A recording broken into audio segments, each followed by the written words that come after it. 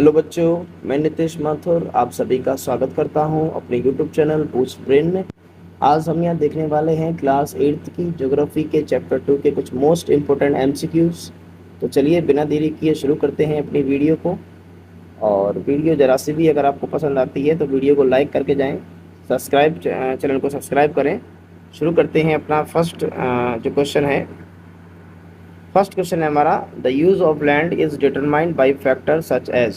तो यहाँ पर आपसे पूछा जा रहा है कि लैंड यूज़ जो है उसको कौन कौन से फैक्टर जो है डिटरमाइन करते हैं। फर्स्ट ऑप्शन है टोपोग्राफी, सेकंड है सॉइल, थर्ड है क्लाइमेट एंड फोर्थ है मिनरल्स। तो जैसा कि हम जानते हैं टोपोग्राफी जो हमारा ऑप्शन है ये एक फैक्टर है जो कि लैंड यूज़ को डिटरमाइन करता है। सेकंड ऑप्शन भी हमारा जो है लैंड यूज़ को डिटरमाइन करता है। थर्ड जो है क्लाइमेट, ये भी लैंड यूज़ को डिटरमाइन करता है। एंड फोर्थ जो है मिनरल्स, ये भी लैंड यूज़ को डिटरमाइन करता है, जैसा कि हमने चैप्टर में पढ़ा था। तो यहाँ पर हम देखते हैं ऑप्शन हमारे। तो पहला ऑप्शन है 1 2 3, दूसरा है 1 3 4, थर्ड है 2 3 4 और डी है ऑल आर करेक्ट। तो हमारा यहाँ पर जो ऑप्शन डी है वो करेक्ट हो जाएगा, यानी कि यहाँ पर सारे ही जो फैक्टर हैं वो लैंड यूज़ को डिटरमाइन करते हैं। बढ़ते हैं आगे अगले क्वेश्चन की तरफ। The major vegetation type of the world are grouped as forest, grassland, tundra and fill in the blanks. तो यहाँ पर आपसे पूछा जा रहा है कि जो मेजर वेजिटेशन है वर्ल्ड की, है ना, उनको ग्रुप मतलब एक तरह से ग्रुप में रखा गया है। तो कौन कौन से ग्रुप हैं? तो जो जैसे तीन तो यहाँ बता रखे हैं, है ना, फॉरेस्ट हो गया, ग्रासलैंड हो गया, टुंड्रा। तो जो लास्ट वाला जो ऑप्शन है वो कौन सा सही होगा, है ना। तो यहाँ पहला ऑप्शन दे रखा है शब्स एंड सेकंड ऑप्शन है हमारा हर्ब्स, तीसरा है स्क्रब्स और फोर्थ है ट्रीज। तो यहाँ पर हमारा जो राइट आंसर हो जाएगा वो हो जाएगा ऑप्शन सी, स्क्रब्स, है ना। ये हमारा जो है राइट आंसर हो जाएगा। बढ़ते हैं अगले क्वेश्चन की तरफ। थर्ड जो हमारा क्वेश्चन है, common property resource is also known as, यानी कि जो कॉमन प्रॉपर्टी रिसोर्स जो होता है उसको हम और किस नाम से जानते हैं। देखो जो कॉमन प्रॉपर्टी, अगर हम बात करते हैं कॉमन प्रॉपर्टी की, तो जो कॉमन प्रॉपर्टी है वो किस में आएगी? तो हम देख सकते हैं यहाँ पर जो ऑप्शन है, पहला है इंडस्ट्रियल लैंड, दूसरा है एग्रीकल्चर और तीसरा है कम्युनिटी और चौथा है प्राइवेट। तो देखो कॉमन प्रॉपर्टी है, सभी के लिए है, तो हमारा जो ऑप्शन डी है वो तो इसमें नहीं आएगा, है ना। और उसके बाद में जो ऑप्शन ए है इंडस्ट्रियल लैंड, तो ये भी नहीं आ सकता है, एग्रीकल्चर लैंड भी नहीं आ सकता है, तो एक ही बचता है कम्युनिटी लैंड, यही हमारा राइट आंसर है। बढ़ते हैं नेक्स्ट क्वेश्चन की तरफ। Van Mahotsav is celebrated to create awareness about. यहाँ पर एक महोत्सव के बारे में बताया जा रहा है जिसका नाम है वन महोत्सव। तो ये जो वन महोत्सव है इसको सेलिब्रेट किया जाता है टू क्रिएट अवेयरनेस, मतलब जागरूकता फैलाने के लिए या जागरूकता पैदा करने के लिए ये जो वन महोत्सव है इसको मनाया जाता है। तो ये जो अवेयरनेस फैलाई जाती है या अवेयरनेस जो है क्रिएट की जाती है, ये अवेयरनेस किसके बारे में होती है? अब जैसा कि हम जानते हैं, देखो प्रोग्राम का नाम ही क्या है, वन महोत्सव, है ना। तो वनों के बारे में बताया जाएगा। तो ये ऑप्शन देखते हैं अपने। फर्स्ट ऑप्शन है कंजर्वेशन ऑफ फॉरेस्ट, सेकंड है कंजर्वेशन ऑफ मिनरल्स, थर्ड है रिसाइकलिंग ऑफ वाटर, फोर्थ है प्रिजर्विंग हिस्टोरिकल मोनूमेंट्स। जैसा कि हमने देखा था कि जो वन महोत्सव है तो उसमें वनों के बारे में बताया जाएगा, तो हमारा जो ऑप्शन ए है वो यहाँ पर राइट हो जाएगा, कंजर्वेशन ऑफ फॉरेस्ट। बढ़ते हैं नेक्स्ट क्वेश्चन की तरफ। What is the percentage of usable water for human consumption. यहाँ पर आपसे पूछा जा रहा है कि ह्यूमन कंजम्पशन के लिए, मानव के उपभोग के लिए जो यूजेबल वाटर है ना, जिसको हम कह सकते हैं फिट फॉर ह्यूमन यूज़, है ना, तो ये कितने परसेंटेज में है? तो जैसा कि हमने देखा था 1% जो वाटर है वो ह्यूमन यूज़ के लिए एकदम फिट है, यानी कि उसके लिए हमें कुछ करना नहीं है, वो रेडी है, वो कहीं पर बर्फ़ के रूप में जमा नहीं है या कहीं पर उसके लिए हमें जाना नहीं है। ये 1% जो पानी है वो रेडी है हमारे यूज़ के लिए, सीधे ही हम इसको यूज़ कर सकते हैं, ठीक है ना। तो हमारा जो राइट आंसर हो जाएगा वो हो जाएगा सी, 1%। बढ़ते हैं नेक्स्ट क्वेश्चन की तरफ। The total earth surface cover with water is about.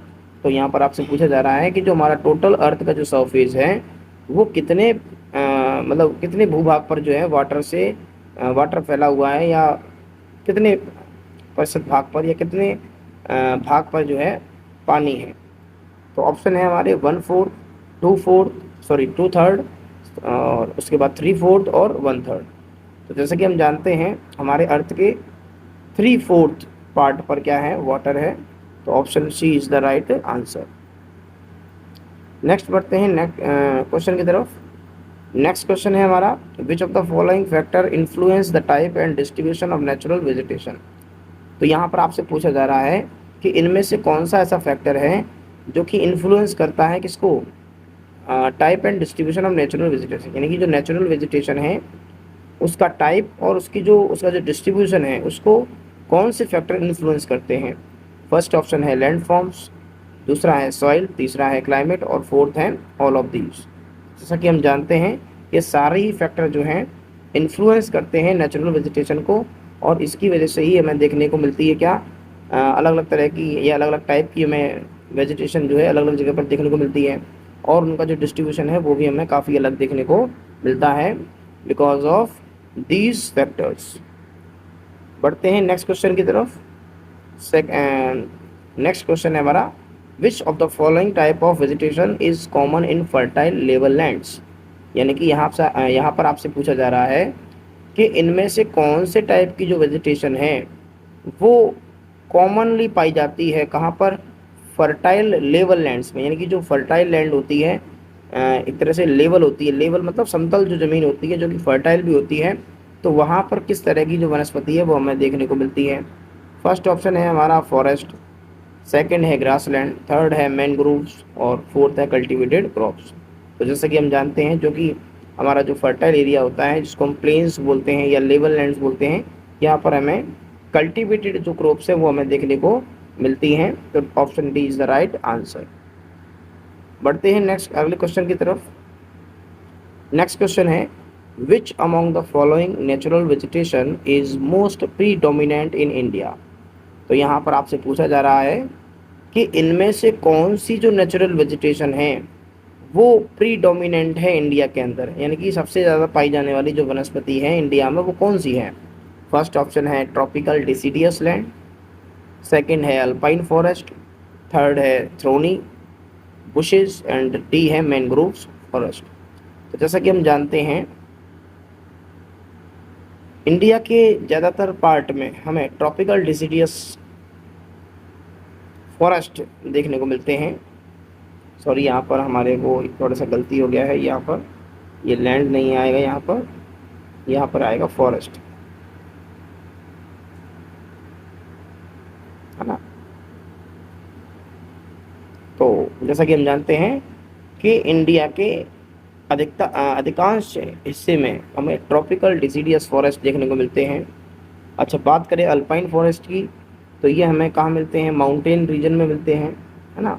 और थर्ड है थ्रोनी बुशेस, तो ये हमें डेजर्ट वाले इलाके में देखने को मिलती है जहाँ सूखा रहता है।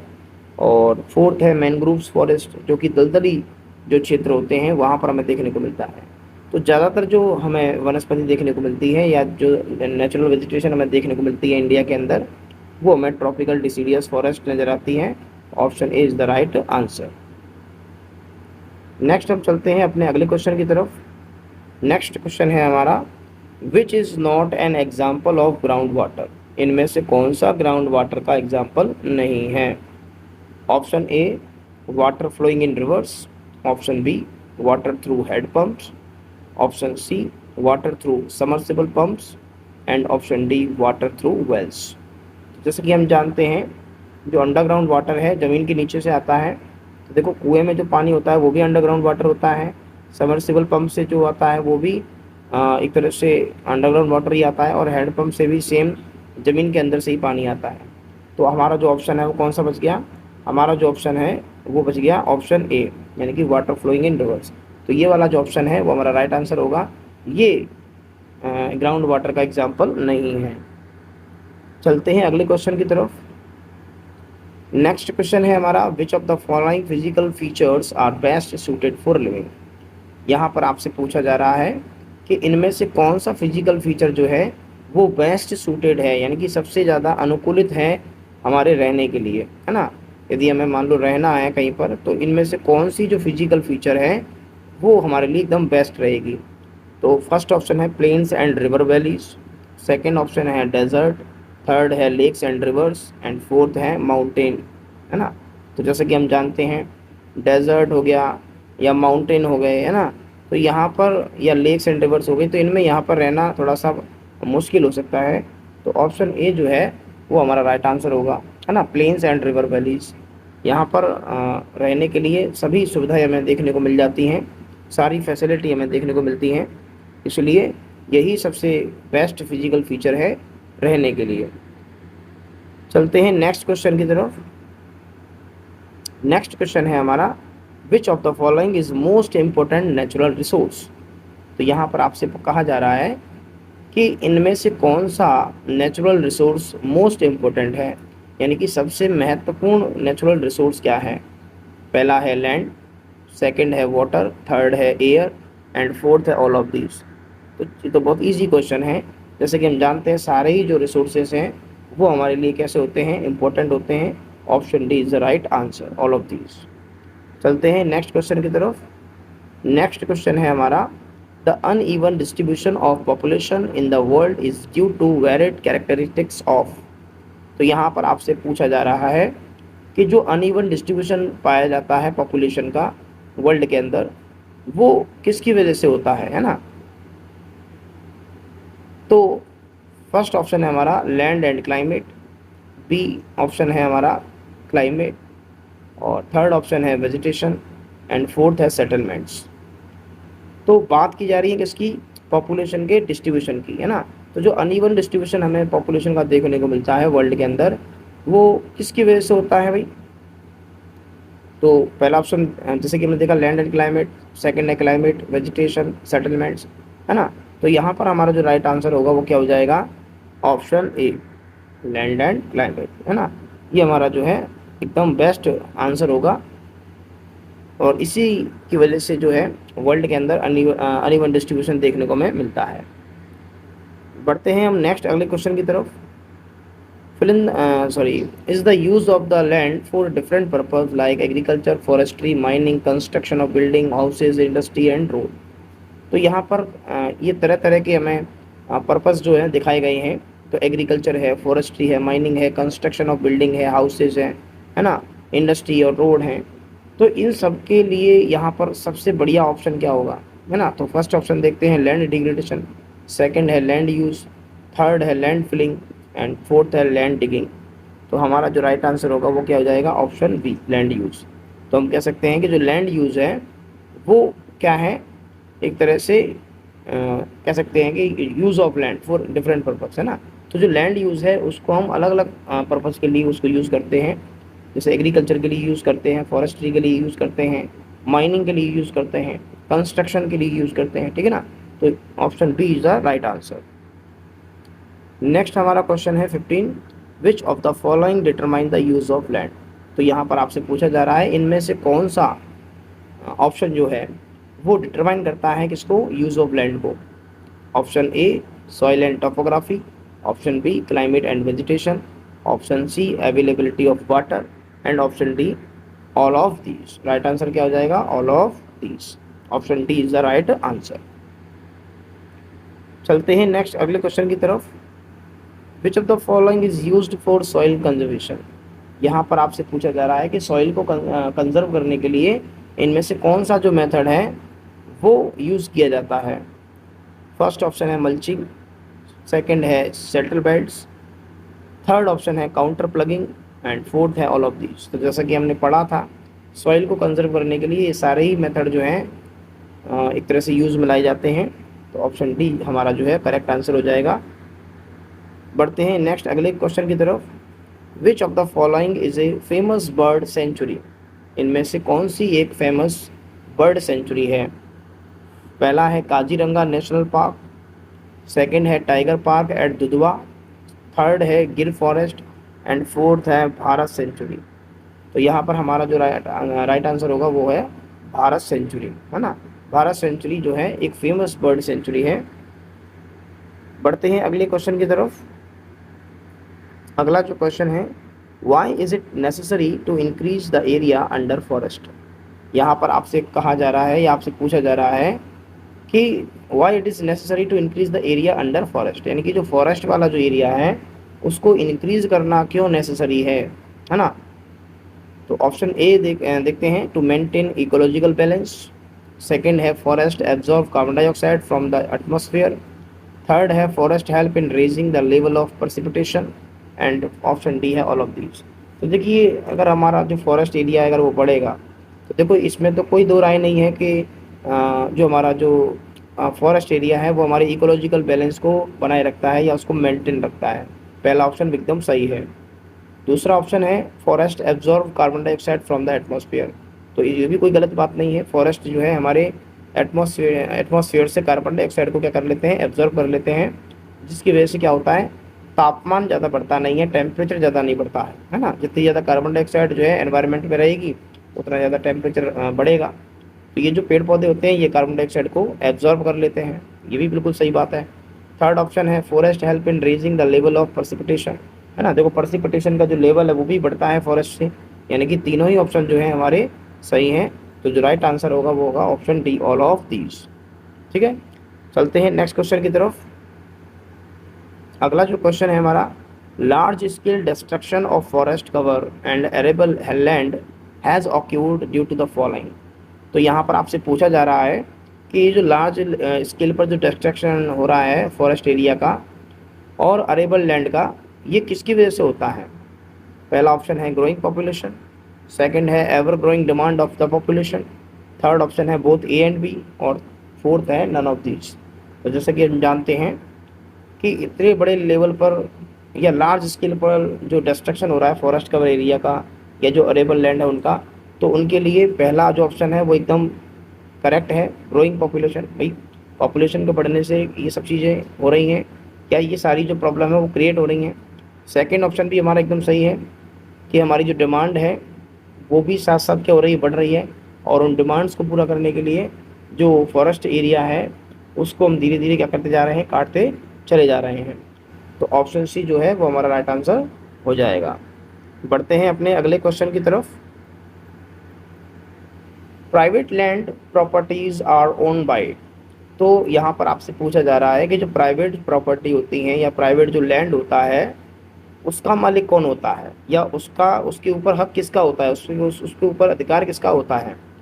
तो ऑप्शन ए है कोऑपरेटिव सोसाइटीज़, ऑप्शन बी है इंडिविजुअल्स, ऑप्शन सी है कम्युनिटीज़, ऑप्शन डी है स्कूल्स। जैसे कि हम जानते हैं कि जो चीज़ प्राइवेट होती है उस पर किसी इंडिविजुअल का ही क्या होता है, एक तरह से अधिकार होता है। तो option B is the right answer. चलते हैं अपने अगले क्वेश्चन की तरफ।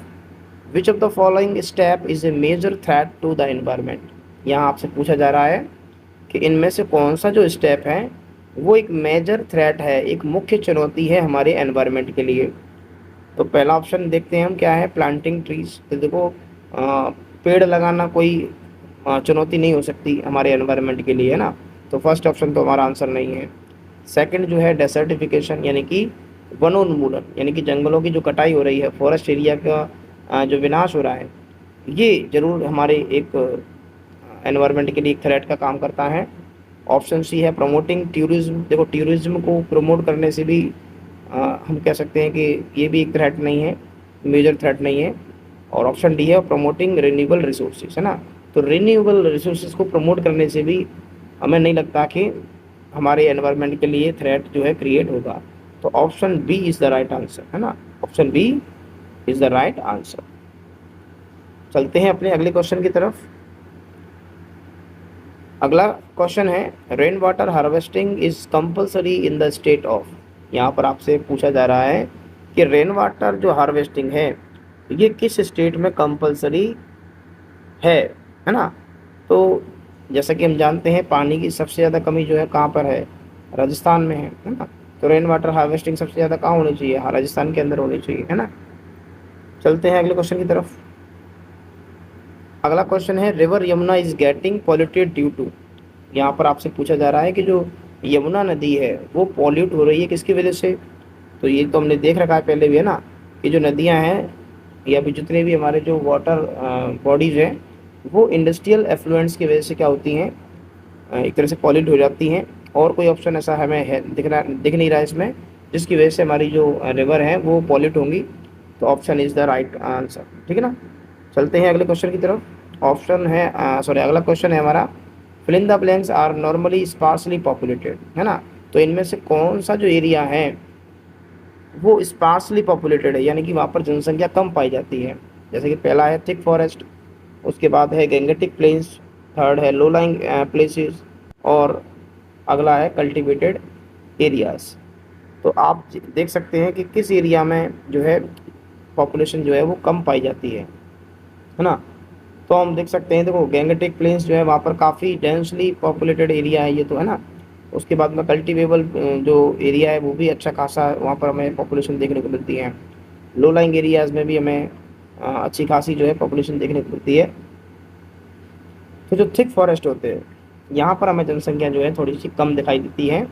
घने जंगलों में हर कोई नहीं रहता है, वहाँ पर हमें जनसंख्या या पॉपुलेशन जो है वो कम दिखाई देती है। Option A is the right answer.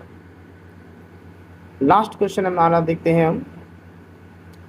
The moisture of soil can be written by the process of. तो यहाँ पर आपसे पूछा जा रहा है कि जो सॉइल है हमारी, उसकी जो मॉइस्चर होती है, उसकी जो नमी होती है, उसको हम रिटेन कर सकते हैं, उसको हम बनाए रख सकते हैं किसके द्वारा। तो यहाँ पर कुछ ऑप्शन दिए हुए हैं, जैसे कि पहला है काउंटर बैरियर, दूसरा है मल्चिंग, तीसरा है रॉक डैम्स एंड फोर्थ है प्लांटिंग ग्रास। तो जैसे कि हमने चैप्टर पढ़ा था तो देखा था, मल्चिंग जो हमारा जो एक मेथड है, इस मेथड के द्वारा हम मिट्टी की या सॉइल की जो मॉइस्चर है उसको रिटेन करके रख सकते हैं या बनाए रख सकते हैं। तो ये थे हमारे कुछ MCQs। आई होप आपको ये वीडियो पसंद आई होगी और मेरी जो मेहनत है वो भी आपको पसंद आई होगी। अगर आपको ये वीडियो अच्छी लगी हो तो प्लीज़ वीडियो को लाइक करके जाएं, और अगर आप चैनल पर नए हैं तो चैनल को सब्सक्राइब करके जाएं। मिलते हैं नेक्स्ट वीडियो में, तब तक के लिए अलविदा देता हूँ।